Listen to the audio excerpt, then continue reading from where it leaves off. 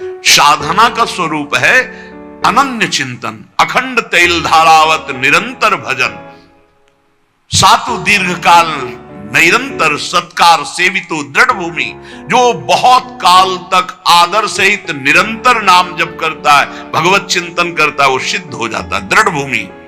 अब उसका स्वतः भजन होने लगता है। भगवान कह रहे मत चित्ता, मेरे में चित्त। और चित्त का क्या स्वभाव है?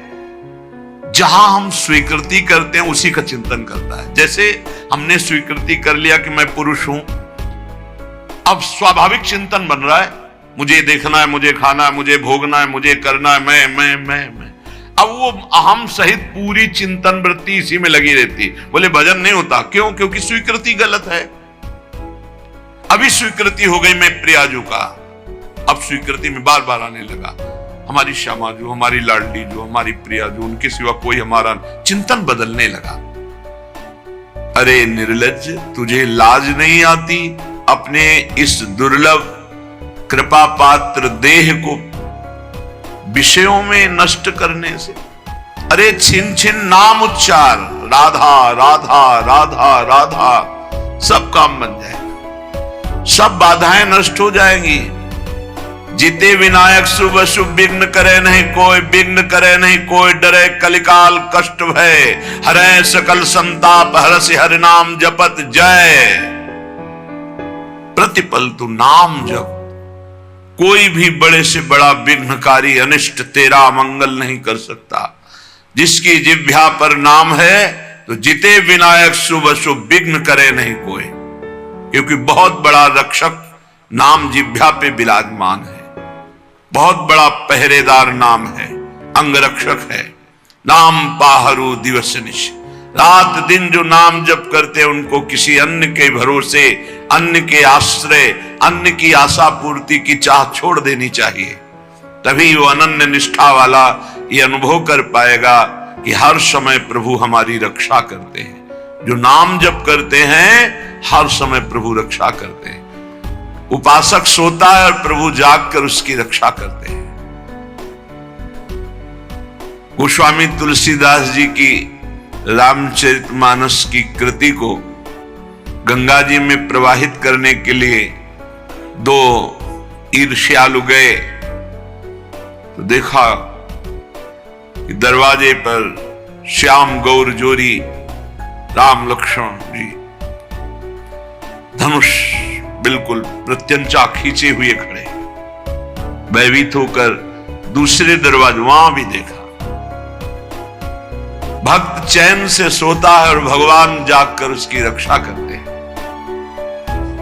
विश्वास करे, बस आश्रय भरोसा दृढ़ करके छिन छिन नाम जप करे।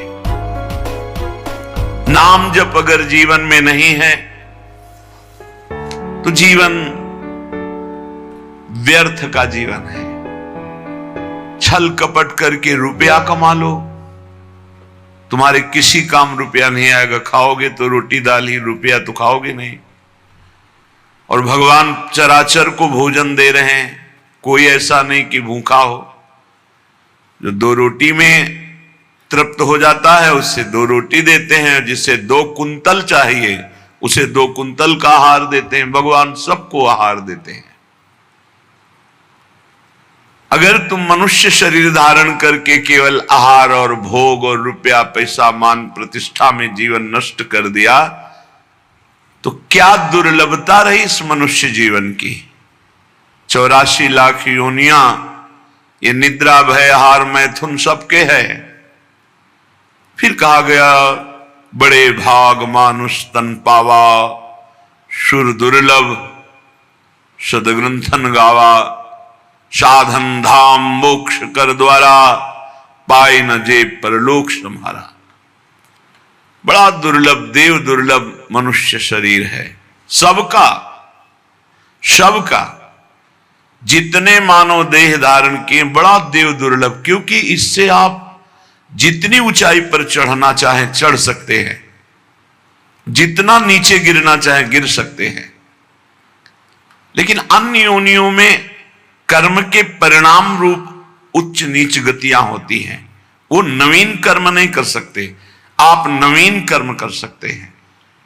आप साधना करके मोक्ष प्राप्त कर सकते हैं, भगवान में तन्मय होकर भगवत स्वरूप हो सकते हैं, योग की दिव्य सिद्धियां प्राप्त कर सकते हैं, स्वर्ग ब्रह्म लोक जहां जाना चाहो, कैलाश साकेत वैकुंठ सब सब प्राप्त कर सकते हैं आप मानव देह में। पर भूल गए, हम वही भोगने में लग गए जो अन्य योनियों में स्वाभाविक मिलता है, अमर्यादित मैथुन पशु पक्षियों में। उसके लिए जीवन नष्ट कर देना, भोजन उसके लिए, बस इतना ही तुम्हारा लक्ष्य है, रसेंद्री और जनेन्द्री का भोग मिल जाए। रुपया तो केवल भोग मिलता है इसलिए है, उसका कोई महत्व नहीं। वो महत्व है कि उसको हम भोग प्राप्त करने के लिए प्रयोग करते हैं, बस इसलिए रुपये में महत्व है। खास बात है रसेंद्री और जनेन्द्री, इन दो के भोग। ये बड़ा गंदा शरीर है, बड़ा गंदा शरीर है। क्या इसमें देव दुर्लभ कहा गया है, पर देवताओं में ऐसा नहीं होता। निकल जाए तो सौरभ से वातावरण युक्त हो जाएगा और आपके शरीर के हर जगह से दुर्गंध आती है, क्योंकि मलमूत्र बनाता है। विनमूत्र श्लेष्म पूषादिक भरितमिदम, इसमें क्या भरा हुआ है? मलमूत्र श्लेष्मा, गंदी चीजें। ऊपर से चमड़ी चिपकी हुई है, उससे आकर्षण होता है। अत्यंता अशुचि, बड़ा अपवित्र है। चाहे जहां स्नान कर लो, चाहे जिस तीर्थ में, एक रेशम के थैले में विष्ठा और मूत्र भर लो थैली में, और ऊपर से उसे कहीं भी डुबाओ, तो ये रहस्य जानने वाला कि इस थैले में क्या भरा है, वो कभी उसे छूना नहीं चाहेगा। चाहे जिस पवित्र स्थान में उसको गोते लगा के लाओ, यही लगेगा यह पवित्र है। इसलिए श्रीपाद करें अत्यंता असुचि बीभत्स घृणास्पद और अपवित्र। क्यों? यही मलाशय मूत्राश्रय है, ऊपर से चमड़ी केवल है। हम नहा लिए तो बोले हम पवित्र हो गए, वो है अंदर। पवित्र तो हो गए जब भगवान का चिंतन होगा। अगर भगवान का चिंतन नहीं तो आप कहीं भी अपवित्र नहीं हो सकते। बाह्य और भीतर पवित्रता भगवान की स्मृति से है। अपवित्र पवित्रो वा सर्वावस्थांगतोपि वह यह स्मरेत पुंडरीकाक्षम सवायाभ्यंतर शुचि। वो बाह्य और अभ्यंतर से परम पवित्र हो जाता है जो भगवान का स्मरण करता है। खास स्नान पवित्रता है भगवान का स्मरण। अगर बाहर से ना लिया, भगवान से संबंध नहीं, भगवत भजन नहीं, तो क्या है? चमड़ी भर धो ली, अंदर तो मलई मूत्र भरा है। अत्यंता अशुचि बीभत्स घृणास्पद देहादौ नैव करचित। इस देह से अपना संबंध मत रखो। यहां संबंध की क्या बात, मैं ही हूं ऐसा माने हुए हैं। इतना जोर का संबंध है कि ये हम भूल गए कि हमारी देह है। हम ये मान लिए कि मैं ही देह हूं। देख लो आप कैसे, तो आप बोलेंगे गोरे काले स्वस्थ अस्वस्थ, तो देह का ही परिचय तो बता रहे हैं। मैं को देह में मिला दिया। मेरा तो चलो थोड़ा दूरी करके वर्णन हुआ, लेकिन मैं ही शरीर हूं, बस यही भावना। कितना घोर अज्ञान अंधकार छा गया। कह रहे देहादौ नैव करचित। इस देह में मैंपन भूल करके भी मत करो, नहीं तो नष्ट हो जाओगे। क्या नष्ट हो जाओगे? मूले सर्वात्मार्थोरुविघ्नम कलय यदि मनोयोषिताम भावनिघ्नम। तुम्हारा परम मंगल होने के लिए मानव देह मिला और तुमने अपने को देह मान लिया, स्त्री मान लिया, पुरुष मान लिया। भोगों के लिए मन ललचाएगा, क्योंकि देह भाव में भोग है। भगवत भाव और ब्रह्म भाव, दास भाव, सख्य भाव, कांता भाव, इनमें कहीं काम नहीं है। ये जो सिद्ध भाव है इनमें काम नहीं। देह भाव में ही सारी कामनाएं विकार हैं। अगर तुम इस अपवित्र देह में मैं को मिला दिया तो इसका परिणाम होगा बार बार जन्म, बार बार मरण, अशांति, चिंता, शोक, दुख, ये सब प्राप्त होगा। सर्वात्मार्थोर विघ्नम, ये परम आनंद में भारी विघ्न है शरीर। कब? जब मैं को शरीर में मिला दिया। अगर मैं को अलग करके देख रहे हो जो है, और शरीर को अलग करके देख रहे हो, तो आप इस पर शासन कर लोगे, नहीं ये गलत आचरण है, नहीं होने दूंगा। और मैं जब शरीर बन जाओगे तो आपको सुख बुद्धि होने के कारण ये ज्ञान होने पर भी कि ये गलत है, आप नहीं रोक पाएंगे। सर्वात्मार्थोर विघ्नम, केवल विघ्न ही विघ्न होगा, भारी दोष। शरीर राग से इतने दोष पैदा होते हैं, जितने ग्रंथ और पंथ हैं सब इसी के हटाने के लिए है, शरीर राग मात्र के लिए। शरीर राग से अन्य राग सब हैं। एक दो भाई, खेती का बंटवारा हो रहा है, कुछ हाथ खेती बड़े भाई वाले खेत में ज्यादा है। लड़ाई शुरू हुई, छोटे भाई ने मार डंडो बड़े भाई को मार डाला, छोटा भाई जेल गया। खेती वैसे ही पड़ी है। माया का नाटक तो देखो, एक का दिव्य मानव देह जो भगवत प्राप्ति कर सकता था वो मारा गया, एक का जेल प्राप्त हो रही, दोनों अज्ञान की दशा में जीवन को नष्ट कर दिए। एक कथा, पूरा संसार इन्हीं वासनाओं के खेल में। सर्वात्मार्थोर विघ्नम, जहां मैं को शरीर में मिला दिया गया, इतनी कामनाएं प्रकट हो गई, वासनाएं प्रकट हो गई, इतना अहंकार प्रकट हो गया कि विघ्न ही विघ्न, पूरा जीवन अशांति। अध्यात्म के बिना स्वप्न में भी कोई शांति प्राप्त नहीं कर सकता। चाहे जितना रुपया कमा लो, चाहे जितने अरबों की संपत्ति एकत्रित कर लो, तुम अशांत रहोगे, तुम चिंता युक्त रहोगे, तुम दुख युक्त रहोगे, तुम मृत्यु से भयभीत रहोगे और बार बार तुम्हें जन्मना मरना पड़ेगा। अध्यात्म के बिना कुछ भी प्राप्त हो जाए। ऐसे ऐसे राजा हुए जिन्होंने विश्व के माने हुए वैद्यों को पास रखा, विश्व की औषधियां रखी, बड़ी बड़ी व्यवस्थाएं रखी कि एक जरा सी छींक हो कि हजारों प्रकार की औषधि, वो भी मर गए। मृत्यु ने उनको भी मिटिया मेट कर दिया। क्या व्यवस्था करोगे? ऐसे ऐसे भोग विलासी चक्रवर्ती सम्राट, ऐसा ऐसा कहां सब खत्म। भूल मत करो, मैं को शरीर में मत मिलाओ।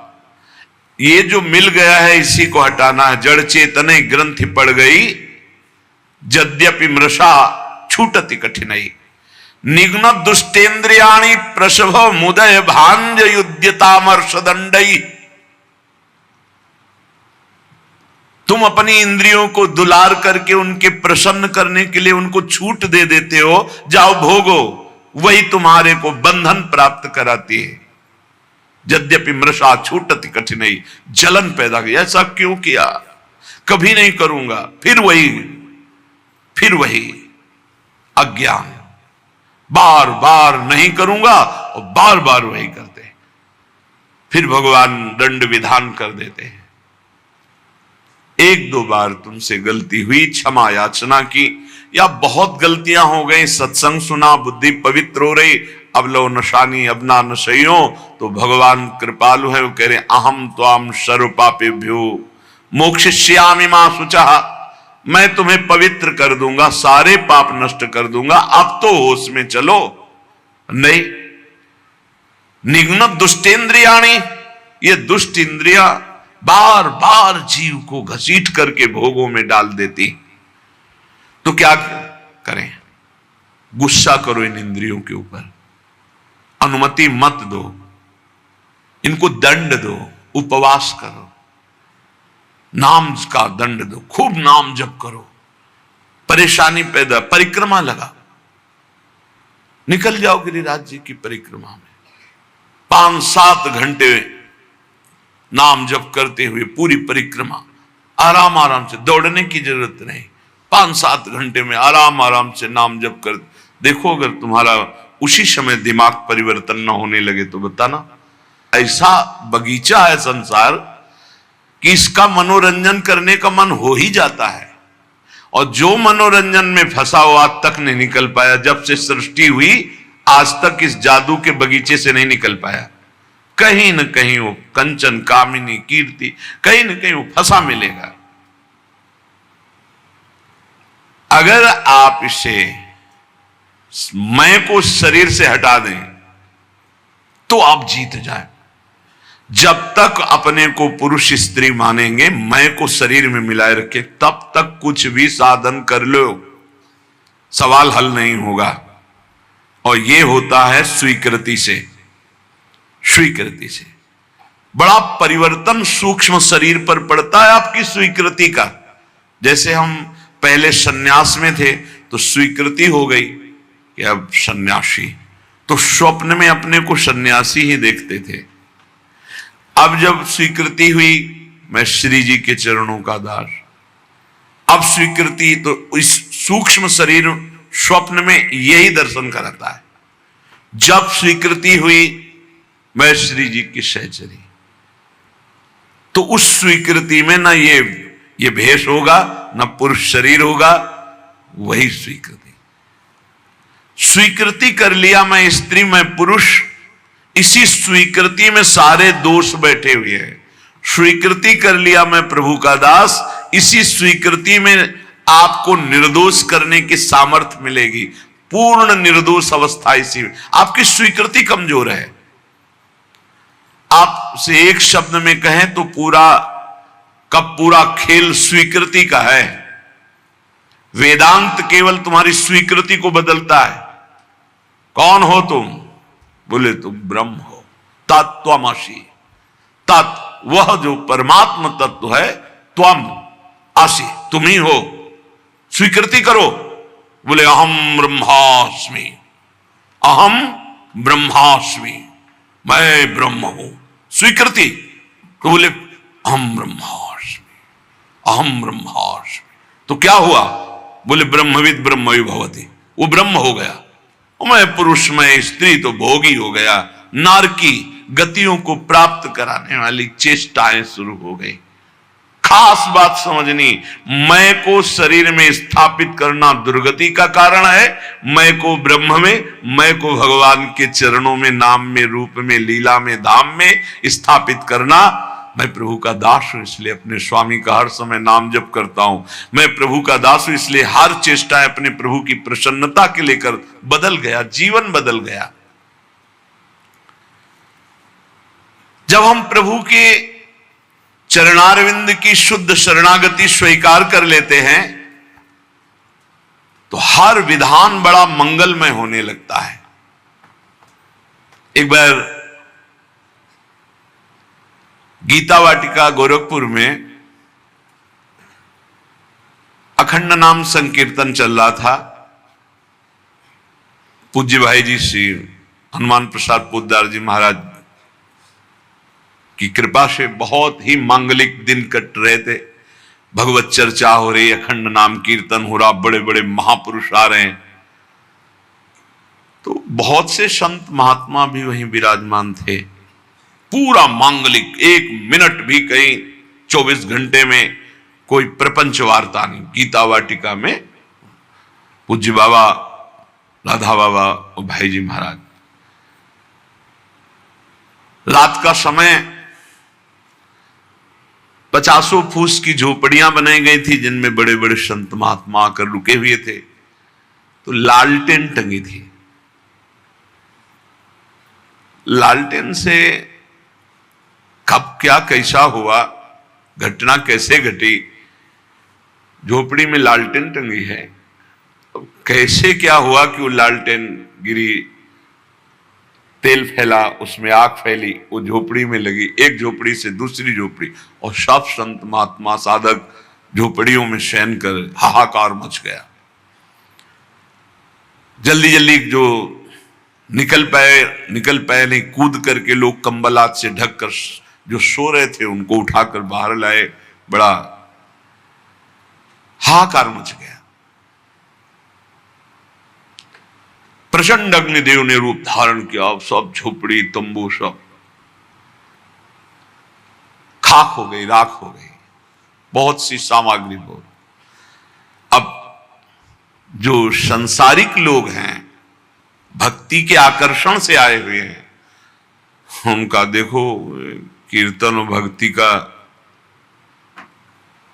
ये स्वरूप। भाई जी के कान तक आवाज पहुंची। भाई जी ने कहा अग्नि का आवाहन किया जाता है, आहुतियां दी जाती हैं। अग्नि साक्षात भगवान है। हमने तो आवाहन भी नहीं किया, मेरे भगवान इस रूप में आकर के आहुति भी नहीं दी, अपने आप आकर भोग स्वीकार कर लिया। भक्ति की दृष्टि क्या है? मेरे भगवान पधारे हैं।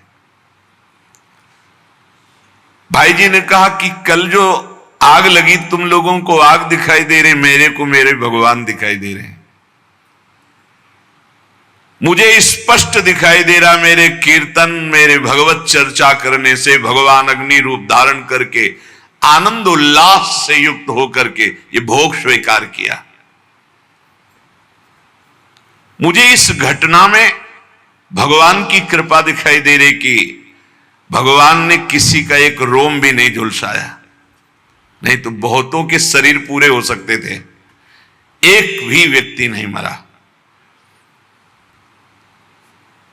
और ये मेरी ही बात नहीं है, जो भगवान का शरणागत है उसको ऐसा ही अनुभव होता है कि भगवान की बड़ी कृपा हुई।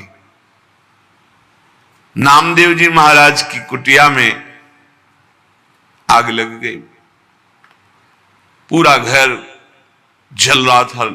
लोग दौड़े, कुछ कंबल, कुछ वस्त्र आदि जो वस्तुएं निकाल पाए, बकाया सब जल गया था।